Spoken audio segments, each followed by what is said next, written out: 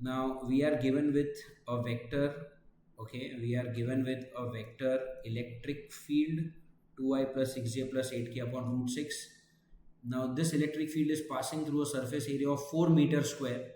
अब ये जो दिया है 4 मीटर स्क्वायर, ये हमें दिया है एरिया का magnitude. But we know that area is a vector quantity. If it's a vector quantity, it will have the direction. और उन्होंने बोला है कि एरिया का जो डायरेक्शन है वो ये रहा 2I प्लस जे प्लस के अपॉन रूट 6. आपको पूछा है इलेक्ट्रिक फ्लक्स क्या है, और हमें यहाँ पर इलेक्ट्रिक फ्लक्स का फॉर्मूला भी दिया हुआ है, that flux is equal to E bar dot A bar. अब वैसे तो ये क्वेश्चन 12th स्टैंडर्ड के चैप्टर इलेक्ट्रोस्टैटिक्स का है. अब अगर आपका इलेक्ट्रोस्टैटिक्स चैप्टर हो चुका है तो आपको ये पता होगा कि this is the formula E bar dot A bar.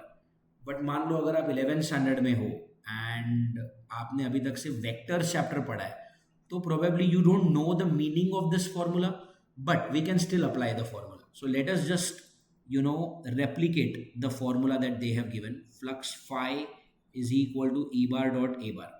अब यहाँ पर मैं देख पा रहा हूँ E bar, और यहाँ पर उन्होंने मुझे E bar का इक्वेशन भी दिया हुआ है 2I plus 6j plus 8k upon root 6. तो ये तो आपने एज इट इज उठा लिया. अब ये है एरिया वेक्टर. एरिया वेक्टर मतलब क्या, आप आगे मैग्नीट्यूड लिख दीजिए और पीछे डायरेक्शन लिख दीजिए, और डायरेक्शन के लिए उन्होंने आपको यूनिट वेक्टर दिया हुआ है. So the magnitude of area is given as 4. तो you will write 4 here, and then direction के लिए u cap मतलब ये, तो 2I plus j plus k upon root 6. तो आपने ये लिख दिया.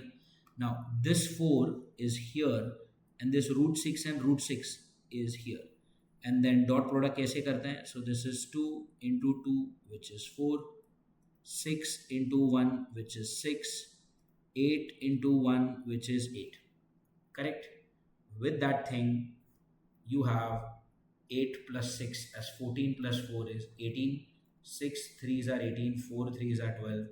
Flux is equal to 12 volt per meter.